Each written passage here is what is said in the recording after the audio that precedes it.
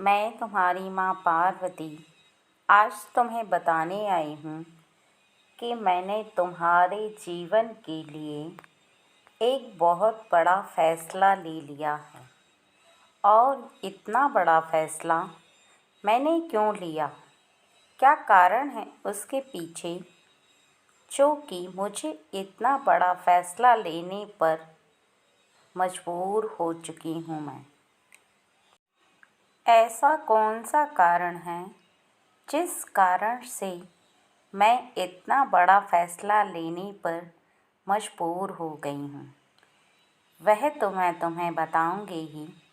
लेकिन उसके पहले मैं तुम्हें कुछ बातें ऐसी बताने वाली हूँ जिन बातों को तुम्हारे लिए जानना उतना ही ज़रूरी है जितना कि यह जानना कि मैंने तुम्हारे लिए कौन सा फ़ैसला लिया है। इसलिए यदि तुम चाहते हो कि तुम मेरी बातों को और मेरे फ़ैसले को जान पाओ और उस महत्वपूर्ण बात को जान पाओ जिस महत्वपूर्ण बात की वजह से मैंने यह फ़ैसला लिया है, तो तुम बीच में मेरा संदेश छोड़ने की भूल बिल्कुल भी मत करना, क्योंकि आधी बात सुनोगे तो तुम्हें आधी बात समझ में आएगी, पूर्ण बात सुनोगे तो तुम्हें पूरी बात समझ में आएगी और निश्चित ही तुम्हें वो बात भी पता चल जाएगी जो तुम्हें पता नहीं है कि किस कारण से मैंने तुम्हारे लिए यह फ़ैसला ले लिया है। फ़ैसले को जानने से पहले तुम इस बात को सुनो कि तुम भोलेनाथ की शक्ति पर विश्वास रखते हो। तुम जब भी उनके समक्ष पूजा करने बैठते हो, तुम्हारे हृदय में एक ही भाव होता है कि भोलेनाथ कभी न कभी हमारी परेशानियों को समाप्त करेंगे, हमें वो देंगे जो हमें चाहिए। हम जिस कार्य को कर रहे हैं और भरपूर कोशिश कर रहे हैं, उसे पूरा अवश्य करेंगे। लेकिन तुम्हारे समक्ष एक ऐसी शक्ति आ चुकी है जो कि तुम्हारी इन सब बातों को सुन रही है। तुम महसूस करो उस शक्ति को, तुम्हें स्वयं उस शक्ति का आभास होगा, क्योंकि तुम्हारा जीवन तुम्हारा है और कर्म भी तुम्हारा है, तुम्हारी सोच भी तुम्हारी है और धर्म भी तुम्हारा है। लेकिन तुम जो कार्य कर रहे हो उसका फल क्या तुम्हें देना है, वो तुम नहीं, मैं तय करूँगी। जो तुम भोलेनाथ से बार बार प्रार्थना करते हो वो मैं स्वयं सुनती हूँ और मैं तुम्हारी उन इच्छाओं को अवश्य पूर्ण करूँगी। लेकिन मेरे द्वारा लिया गया यह फ़ैसला नहीं है। मैंने तुम्हारे लिए एक ऐसा फ़ैसला ले लिया है जिस फ़ैसले पर तुम्हें खरा उतरना है और मुझे पूर्ण विश्वास है कि तुम उस फ़ैसले पर खरे उतर पाओगे और जान पाओगे कि तुम्हारे जीवन में तुम्हें सही और सत्य को कैसे साबित करना है। अर्थात तुम्हारे जीवन में जब जब तुम्हें किसी भी बात को साबित करना होगा तो तुम कैसे साबित करोगे। किसी भी व्यक्ति के समक्ष अपनी बात को रखने के साथ साथ तुम्हें धैर्य रख करके उस बात का मूल्यांकन करना होगा और तुम उस समय का भी इंतज़ार करोगे जिस समय वह व्यक्ति तुम्हारी बात पर पूर्ण विश्वास करें और तुम्हें उस समय धीरज रखना होगा। इसके साथ साथ तुम्हारे हृदय के अंदर अभी अभी जो धारा उत्पन्न हुई है, अर्थात जो सोच उत्पन्न हुई है, उस सोच के बारे में तुम्हें जानकर बहुत ही ज़्यादा हैरानी होगी। किसी कार्य के बारे में जब भी सोचते हो तो तुम खुश हो जाते हो, लेकिन जैसे ही उस कार्य को करना प्रारंभ करते हो तो डरना प्रारंभ हो जाता है। अर्थात तुम्हारे हृदय का डर अभी भी निकल नहीं रहा और ना ही तुम उस डर को निकाल पा रहे हो। तुम सोच तो रहे हो कि तुम उस डर को निकाल पाओ, लेकिन वो डर तुम्हारे हृदय में विराजमान होकर तुम पर हावी हो चुका है। उसका कारण केवल इतना है कि जब जब तुम किसी भी कार्य पर कदम बढ़ाते हो तो तुम अपने कदमों को बढ़ाते हुए डरते हो। इस बात का भय तुम्हें सताने लगा है कि तुम्हारे इर्द गिर्द रहती शक्ति क्या तुम्हें पूर्ण रूप से जीत प्राप्त कराएगी। क्या जो तुम काम कर रहे हो उसे पूर्ण करेगी। वह शक्ति जो तुम्हारी हर बात को सुनती है और हर बात को समझती है, क्या वो तुम्हें जीत के लिए शक्ति देगी या नहीं। और ऐसा ही एक कारण है जिस कारण की वजह से मैं यह फैसला लेने पर मजबूर हो गई हूँ कि अब चाहे कुछ भी हो जाए, लेकिन तुम्हारे जीवन में मैं ऐसा कभी नहीं होने दूंगी। और वह कुछ बात ऐसी है कि जब जब तुम भोलेनाथ से प्रार्थना करते हो, जब जब तुम उनके समक्ष अपनी परेशानी को कहते हो, कोई बात कहते हो, तो तुम्हें बस केवल एक कार्य करना है और तुम परेशानी मुक्त हो जाओगे।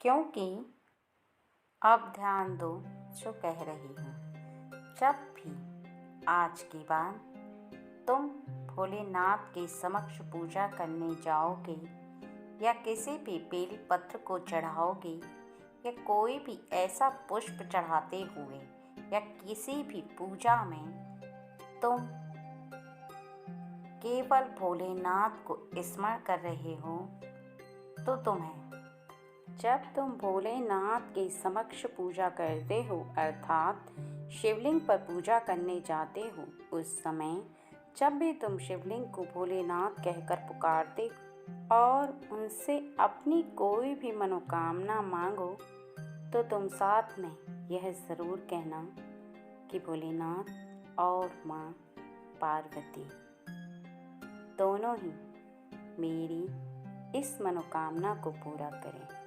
क्योंकि मैं अधिकतर देख रही हूँ कि शिवलिंग के समक्ष पूजा करते समय तुम मेरा नाम नहीं पुकारते, तुम केवल भोलेनाथ का नाम पुकारते हो और तुम मुझे स्मरण करना भूल जाते हो।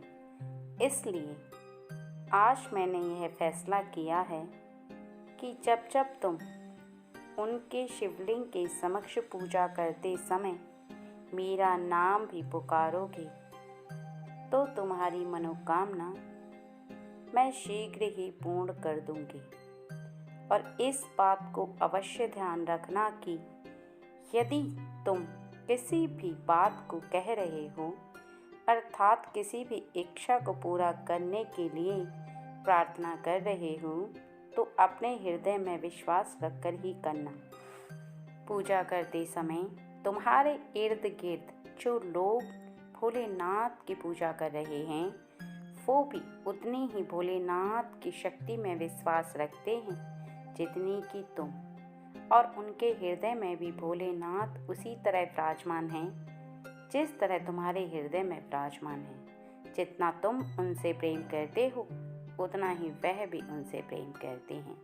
जितना तुम्हारा उनके प्रति विश्वास है उतना ही उनके प्रति भी विश्वास है। इस बात को ध्यान रखना ज़रूरी है कि तुम जब भी पूजा करो तो किसी भी व्यक्ति को जल्दी के चलते धक्का देने का प्रयास भूल कर भी मत करना।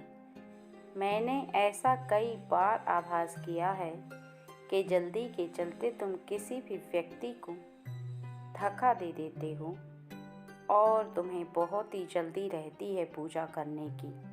तुम ये भूल जाते हो कि तुम्हारे समक्ष आया हुआ व्यक्ति भी भोलेनाथ का उतना ही पुजारी है जितना कि तुम, उतना ही वह भी विश्वास रखता है जितना कि तुम। उसका समय भी उतना ही कीमती है जितना कि तुम्हारा समय कीमती है और उसके हृदय में भी भोलेनाथ उतना ही विराजमान है जितना कि तुम्हारे हृदय में विराजमान है। लेकिन तुम जैसे ही उसे अनदेखा करते हो अर्थात धक्का मुक्की करके आगे जाने का प्रयास करते हो, यहीं पर तुम सबसे बड़ी गलती कर देते हो। क्योंकि जिन भोलेनाथ की पूजा को करने के लिए तुम बेसब्र हो रहे हो उनके भक्त को धक्का दे रहे हो। जल्दीबाजी में तुम उन्हें अनदेखा कर रहे हो। ये भूल गए कि उसके हृदय में भी तो भोलेनाथ विराजमान हैं, अर्थात वह भी भोलेनाथ की एक जीती जागती तस्वीर है, अर्थात शक्ति है। इसके साथ साथ जब तुम भोलेनाथ की पूजा करते हो तो तुम्हें उस समय इस बात का ध्यान रखना चाहिए कि जिस जगह पर तुम खड़े हो पूजा के समय वह पूरी जगह भोलेनाथ की शक्ति से संपन्न है, अर्थात वहाँ पर भोलेनाथ की शक्ति पहले से मौजूद है। इसलिए कोई भी ऐसा कार्य जो तुम्हें छोटा दर्शाता है या तुम्हारे जीवन के लिए सही नहीं है, अर्थात भोलेनाथ की उस शक्ति को पहचानो जिस शक्ति के द्वारा तुम जीवन में कभी भी किसी भी इंसान के साथ साथ दैवी शक्ति की जब तुम इज्जत करोगे और किसी भी इंसान को इस प्रकार से देखोगे कि वह दैवी शक्ति ने ही बनाया है या बनाई है, या संसार का हर व्यक्ति, किसी भी इंसान को यह बात कभी नहीं भूलनी चाहिए कि वो जिस ईश्वर को देखना चाहता है, अर्थात जिसे वो मूर्ति में देखता है, किसी भी ऐसी प्रतिमा में देखता है जिसको वह बहुत मानता है, वह शक्तियाँ सभी इंसानों में विद्यमान हैं, क्योंकि उनके हृदय में विद्यमान है। और यदि ईश्वर के बनाए हुए इंसान का निरादर करता है या वो उन्हें अनदेखा कर देता है तो निश्चित ही वह ईश्वर की बनाई हुई शक्ति का निरादर करता है। इसलिए कभी भी यह बात मत भूलो कि तुम्हारे जीवन में जो कुछ हो रहा है वो ईश्वर की मर्जी से हो रहा है। कर्म जो कर रहे हो वो तुम अपनी मर्जी से कर रहे हो। तुम्हें जो कर्म सही लगते हैं वो तुम करते हो, और जो ईश्वर को तुम्हारे लिए सही दिखाई देता है ईश्वर तुम्हारे लिए अवश्य करते हैं। यदि तुम्हें कोई भी चीज़ गलत दिखाई देती है या तुम्हें ऐसा आभास होता है कि तुम्हारे जीवन में कुछ गलत हो रहा है तो इस बात का विशेष ध्यान रखो कि वो तुम्हारे साथ गलत नहीं हो रहा, बल्कि तुम्हारे जीवन में आगे के समय में तुम्हें उसका फल प्राप्त होगा। अर्थात तुम्हें आगे जाकर इस बात का भाव होगा कि पहले जो तुम्हारे जीवन में हो चुका है वह सही हो चुका है और तुम्हारे जीवन के लिए वह अति उत्तम है। यदि तुम इस तरह के भाव को लेकर चलते हो तो निश्चित ही जीवन में आगे जाकर तुम बहुत ही ज़्यादा खुशियाँ प्राप्त करते हो, बहुत ही ज़्यादा तुम मेरे आशीर्वाद को प्राप्त करते हो।